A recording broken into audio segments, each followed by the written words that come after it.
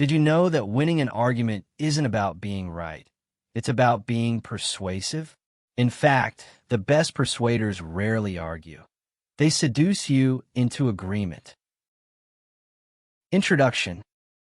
Welcome to AudioBookCAPS, where we break down powerful books so you can absorb life-changing ideas in minutes. Today, we're diving into Thank You for Arguing by Jay Heinrichs, a witty, wise, and wildly practical guide to mastering the lost art of persuasion.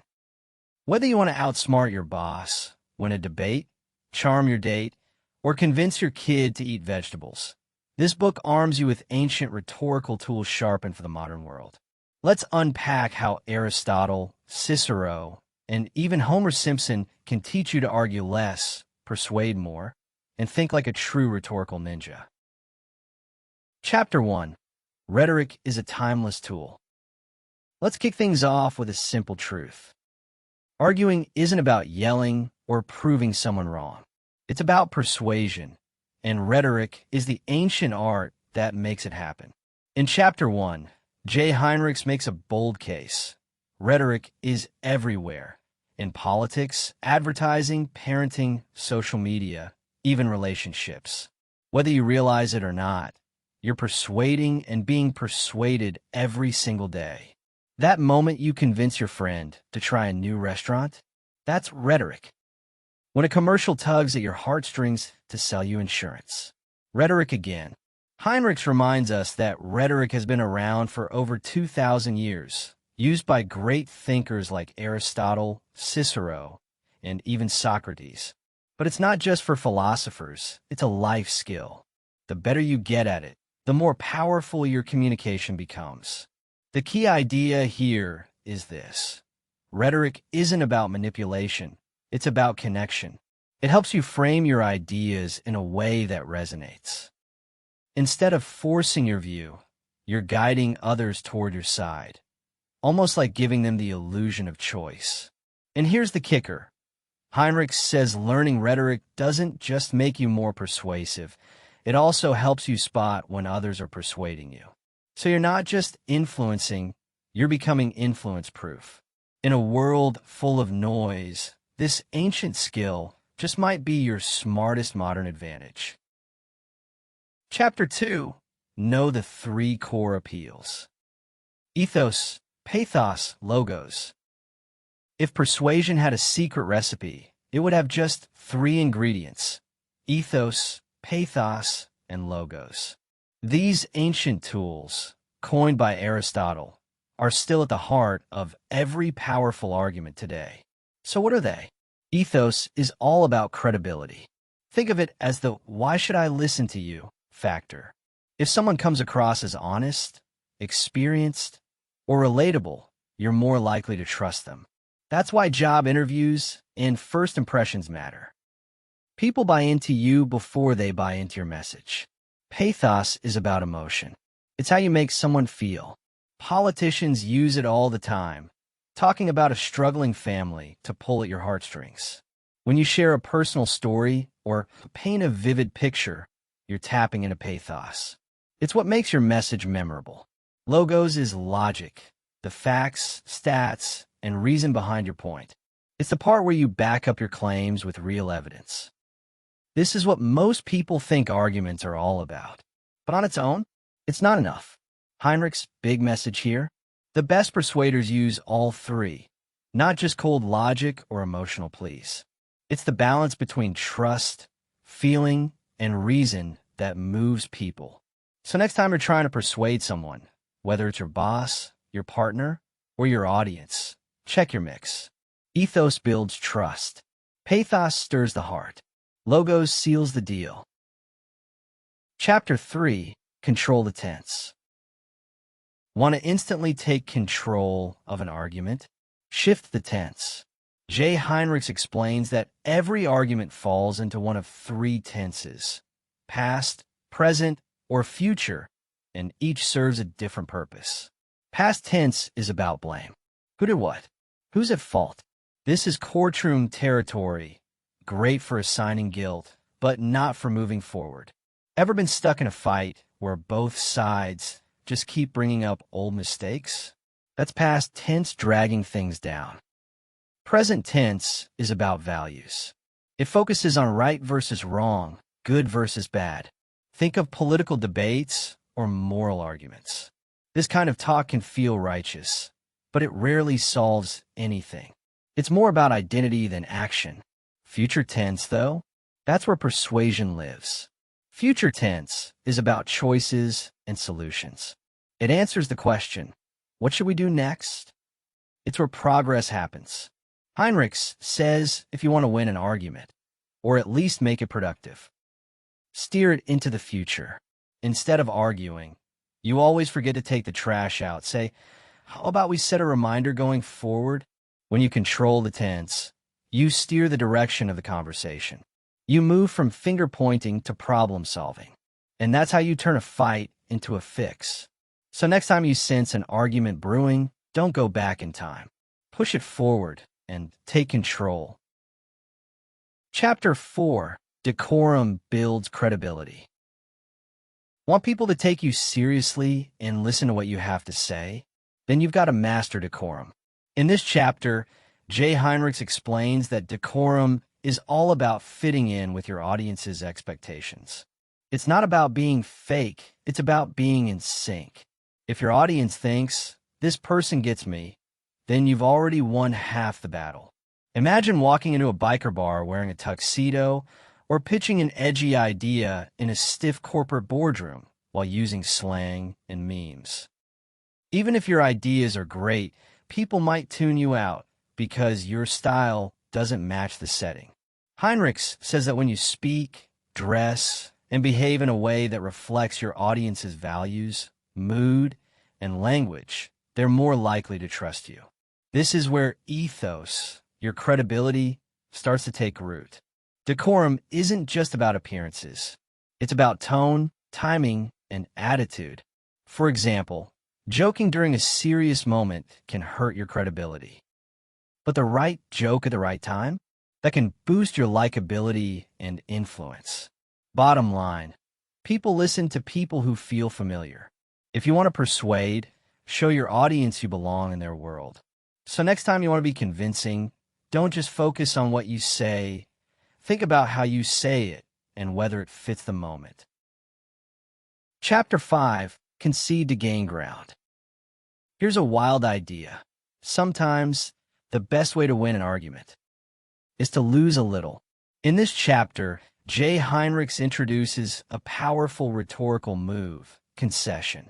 It means agreeing with your opponent on something, not out of defeat, but to gain strategic advantage. Sounds risky, right? But it works like a charm. Let's say you're in a debate and the other person makes a good point.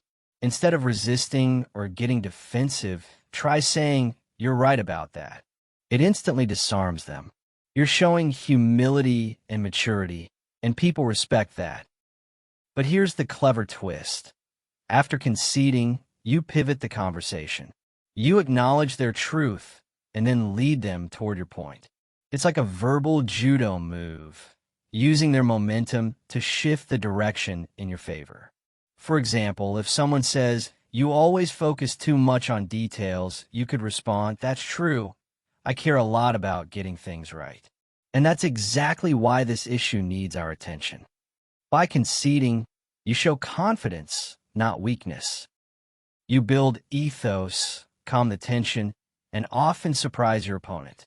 People let their guard down when they feel heard, and that's when you can make your real argument land. So next time you feel like digging in your heels, try the opposite. Get a little ground, and watch how much further you can go. Chapter 6. Use the rhetorical triangle effectively. If you've ever tried to persuade someone and felt like your message didn't land, it might be because you were focusing too much on what you were saying and not how it connected. Jay Heinrichs reminds us that persuasion isn't just about the words. It's about the dynamic between three key players, and that's where the rhetorical triangle comes in. The triangle has 3 points. Speaker, you. This is your ethos. Are you credible? Do you sound trustworthy? Do you come across as someone worth listening to? Audience, them. This is where pathos comes in. What does your audience care about? What emotions can you tap into? Understanding their perspective is half the battle. Message, what you say. This is logos, your reasoning, your facts, and your clarity. Is your argument logical? Can you back it up with real evidence? Here's the deal. The strongest arguments balance all three sides. If you're all logic and no emotion, people tune out. If you're all passion and no facts, they'll question your credibility. And if you don't adapt to the audience, even a great message can fall flat. Think of the rhetorical triangle as your GPS for influence. When all 3 points align, you, them, and a message, your persuasion power goes through the roof. Chapter 7. Spot logical fallacies. Let's face it, arguments can get messy. People throw out emotional zingers, half-baked logic, and twisted reasoning. That's where logical fallacies come in, and spotting them is like having a secret weapon in any debate. Jay Heinrichs breaks it down. A logical fallacy is a flaw in reasoning that sounds convincing on the surface, but falls apart under pressure. These sneaky tricks are everywhere, in politics, social media, and even casual conversations. One common example, the straw man fallacy. That's when someone twists your words to make your argument easier to attack. Like if you say, "We should eat healthier," and they reply, "Oh, so you're saying we should never enjoy dessert again?" That's not what you said. Another classic is the false dilemma, when someone makes it sound like there are only two choices, even when there are more. You're either with us or against us. Maybe there's a middle ground? Then there's the ad hominem, where instead of attacking the argument, someone attacks the person. "You're just a student. What do you know?" That's not debate. That's a cheap shot. Heinrich's point is clear. The better you get at spotting these traps, the sharper and more credible you become. You not only defend your own ideas, you stay cool and confident when others try to trip you up. So the next time someone tries to twist logic in a conversation, don't fall for it. Call it out with class. Chapter 8. Employ figures of speech and styles. Want your words to stick in people's minds? Then it's time to add some flavor. Rhetorical style and figures of speech are your secret ingredients. In this chapter, Jay Heinrichs shows us that how you say something can be just as powerful as what you say. Great persuaders don't just deliver facts, they deliver memorable moments. And that's where style comes in. Let's talk figures of speech. They're not just for poets. They're powerful tools anyone can use to make arguments more engaging. For example, anaphora, repeating a word or phrase for emphasis. Think Martin Luther King Jr.'s "I have a dream," repeated over and over. It's rhythmic and unforgettable. Chiasmus, flipping the order of words for impact. Like JFK's famous line, "Ask not what your country can do for you. Ask what you can do for your country." That twist makes it catchy and profound. Metaphor, comparing one thing to another to create imagery. Saying time is a thief paints a vivid picture that logic alone can't match. Heinrichs argues that style isn't fluff, it's function. When used wisely, rhetorical techniques make your message more persuasive, more quotable, and way more powerful. So if you want to sound less like a textbook and more like a TED Talk, start sprinkling in some style. Because sometimes a well-placed metaphor hits harder than a mountain of facts. Chapter 9. The Importance of Timing, Kairos. You could have the perfect words, the perfect tone, and the perfect logic, but if your timing is off, your argument might still fall flat. That's where the concept of Kairos comes in. Jay Heinrichs introduces Kairos as the ancient Greek word for the right moment. It's not just what you say, it's when you say it that counts. Think of it like this. Asking your boss for a raise right after the company announces layoffs? Bad timing. But catching them in a great mood after a big win? That's Kairos in action. Heinrichs explains that great persuaders know how to read the room. They sense the energy, the mood, the momentum, and they strike when the moment is ripe. That could mean waiting for emotions to settle before making your point, or jumping in when the other person is most open to change. Kairos also applies to urgency and framing. If you want to move someone to action, you might create a sense of now or never, or frame your point as the perfect solution for this exact moment. So, whether you're negotiating, pitching, or even apologizing, timing is everything. Learn to pause, observe, then pounce. Because in persuasion, the right words at the wrong time are just noise. But the right words at just the right moment, that's persuasion magic. Chapter 10. Make the audience feel they came to the conclusion. Here's a persuasion pro tip. The most powerful arguments are the ones where the other person thinks it was their idea all along. In this chapter, Jay Heinrichs teaches us a subtle but genius strategy. Guide your audience to a conclusion without forcing it. Instead of hammering your point, you lead them step by step until they feel like they figure it out themselves. Why does this work? Because people hate being told what to think, but they love feeling smart. When someone believes they reach the answer on their own, they're way more likely to buy in and stick with it. Think of it like planting seeds. You ask the right questions. You lay out a trail of logic or relatable examples. And then you let them connect the dots.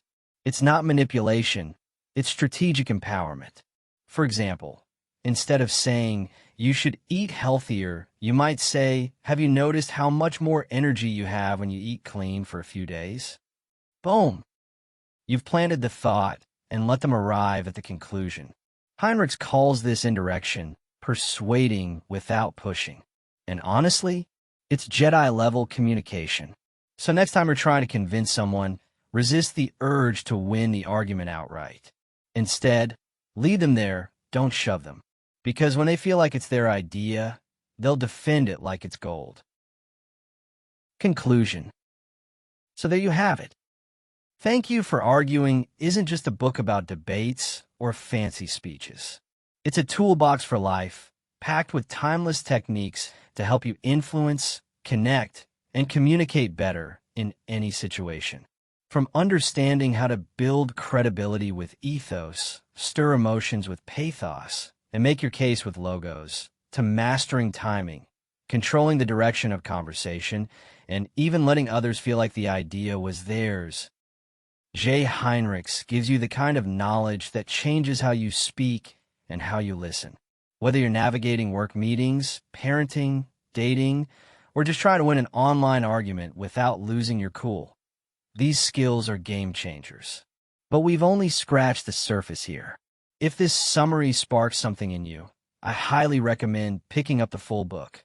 It's packed with clever insights, real-world examples, and a surprising amount of humor. Enjoyed this summary? Hit that subscribe button so you never miss out on powerful book breakdowns like this. And if you've ever used a rhetorical trick or been on the receiving end of one, drop your story in the comments below. I'd love to hear how you argue and win. Winking face until next time, keep learning, keep leveling up, and as always, thanks for listening to AudioBookCAPS.